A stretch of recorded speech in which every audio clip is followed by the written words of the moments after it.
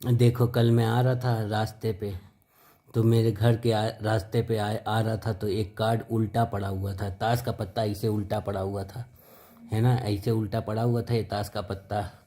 फिर जैसे ही मैं गुस्से में था तो मैंने लात मारी तो ये ताश का पत्ता पलट के बादशाह में बदल गया। समझ गए? तो क्या हो गया, बस ऐसे से ऐसे हो गया, तो ये पत्ता ये ऐसे देखो तो ये मीनिंगलेस है। क्या ड्राइंग बना हुआ है फालतू में, मीनिंगलेस ड्राइंग है ना। लेकिन ऐसे से ऐसे कर दो तो इसमें क्या है, इसमें बहुत मीनिंग हो गया, है ना। ये देखो, ऐसे करोगे तो क्या है, मीनिंगलेस है। मतलब ये भी ड्राइंग है, इसका मतलब क्या है, इसका मतलब ये है कि मीनिंगलेस में भी मीनिंग होता है। ये मीनिंगलेस ड्राइंग है, लेकिन इस मीनिंगलेस ड्राइंग का भी मीनिंग है। क्या मीनिंग है कि दिस डजेंट रिप्रेजेंट एनीथिंग, क्योंकि जब चार ऐसे पत्ते हो, जब चार पत्ते ऐसे लाइन में हो, तो क्या है, this meaningless is same design है ना, तो मीनिंगलेस है। और इन्हीं चार पत्तों को पलट दो तो क्या हो जाएगा।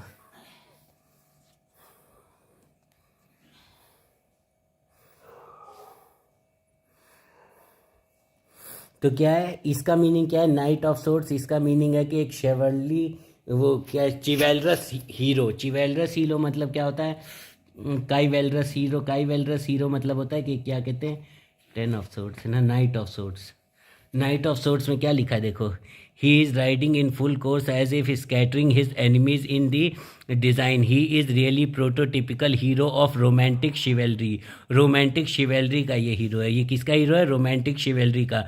He might he might almost be Galahad, whose sword is swift and sure because he is clean of heart, because he is clean of heart, clean of heart है ये। क्या है, ये क्लीन ऑफ हार्ट है। और फिर दूसरा card क्या है, दूसरा कार्ड फूल का है। फूल, फूल कार्ड में एक चीज़ अच्छी है, फूल कार्ड में कुत्ता भी है, dog, a dog is there.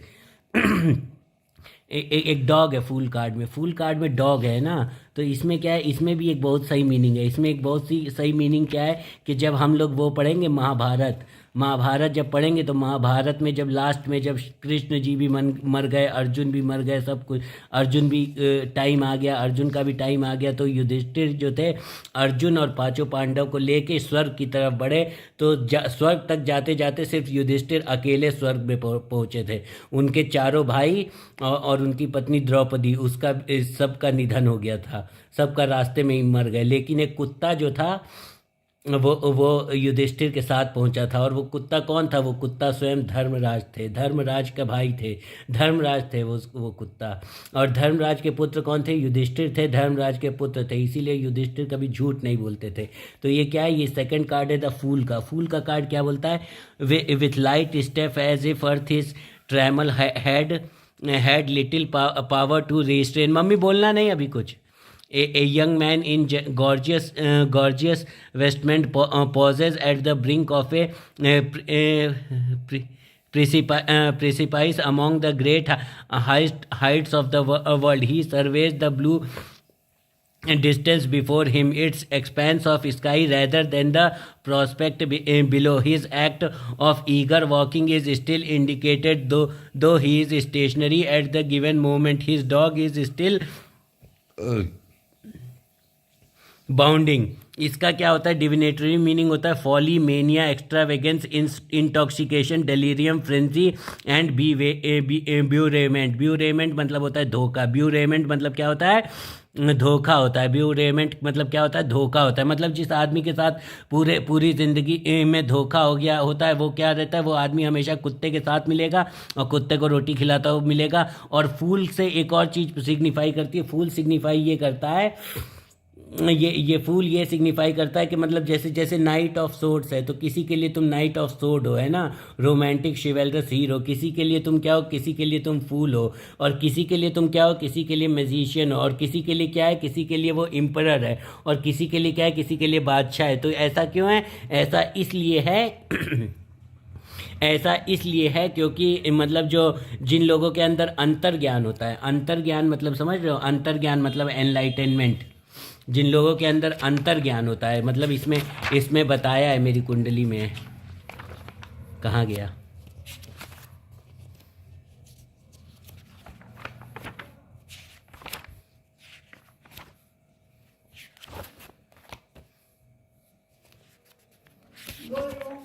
नहीं, आ रहा हूँ। देखो, इसमें लिखा हुआ है, इस भाव में उपस्थिति आप में रहस्यमय तथा धार्मिक शक्तियों को जागृत करती है। इस भाव में उपस्थिति आप में रहस्यमय तथा धार्मिक शक्तियों को जागृत करती है। धार्मिक शक्तियों को जागृत करना मतलब दिव्यता को जागृत करना। उच्च शक्तियों के लिए आपका अंतर्ज्ञान बहुत अच्छा होगा। उच्च शक्तियों के लिए आपका अंतर्ज्ञान बहुत अच्छा होगा। आप में अनुभव तथा ग्रहण करने की शक्ति बहुत अधिक है। आप में अनुभव तथा ग्रहण करने की शक्ति बहुत अधिक होगी। आप अंतर्ज्ञान प्राप्त करने के लिए सदैव तत्पर रहेंगे। आप अंतर्ज्ञान प्राप्त करने के लिए सदैव तत्पर रहेंगे। आप में यह योग्यता है कि आप दूसरों की आवश्यकताओं को फौरन समझ लें। समझ गए? अंतर्ज्ञान प्राप्त करना पड़ता है। ज़िंदगी में आगे बढ़ने के लिए क्या चीज़ प्राप्त करना पड़ता है? अंतर्ज्ञान प्राप्त करना पड़ता है। अंतर्ज्ञान प्राप्त कर लोगे तो उसके बाद किसी भी तरह की कोई ज़िंदगी में कोई छोटा मोटा दुख भी दुख नहीं लगेगा। क्यों?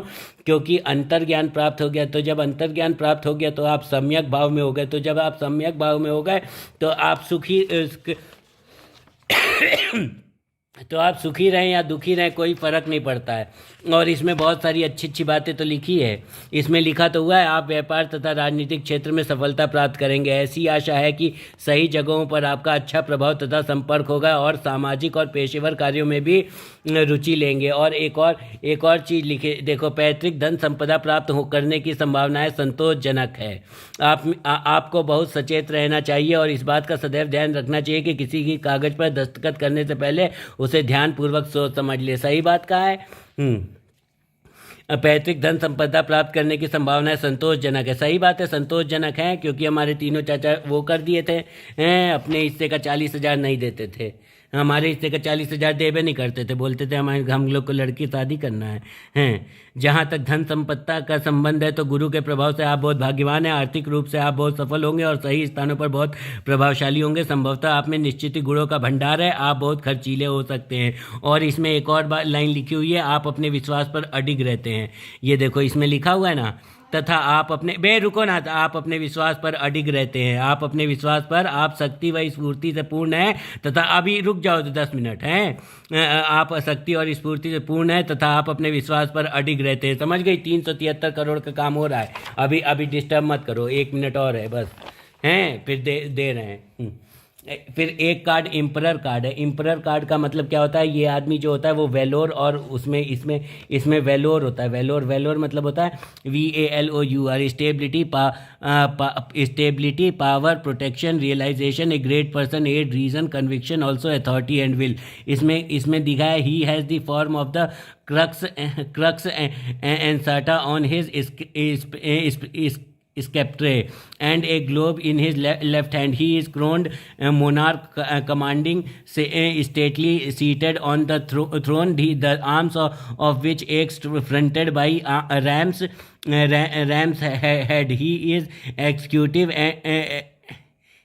He is executive and realization, the power of this world, here clothed with the highest of its natural attribute. He is occasionally represented as seated on a cubic stone, which however confuses some of the issues. He is virile. He is virile power. Virile power मतलब ये होता है, ब्रह्मचर्य की शक्ति है इसके पास, to which the empress responds, and in this sense he is who seek to remove the wheel of ISIS, yet she remains Virgo in इंटैक्टा। मतलब इसके साथ संसर्ग भी कर लेती है और उसके बाद भी वो वर्गो इंटैक्टा रहती है। मतलब वर्गो मतलब क्या होता है?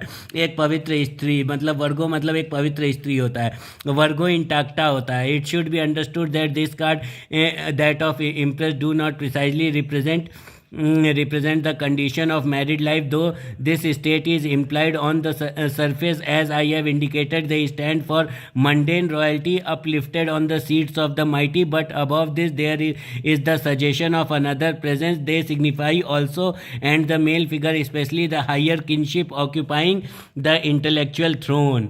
और फिर एक कार्ड क्या है? मैजिशियन कार्ड है। बस 2 मिनट और रुक जाओ। मैजिशियन कार्ड, मैजिशियन मेरे साथ मैजिशियन वाला कार्ड आता है।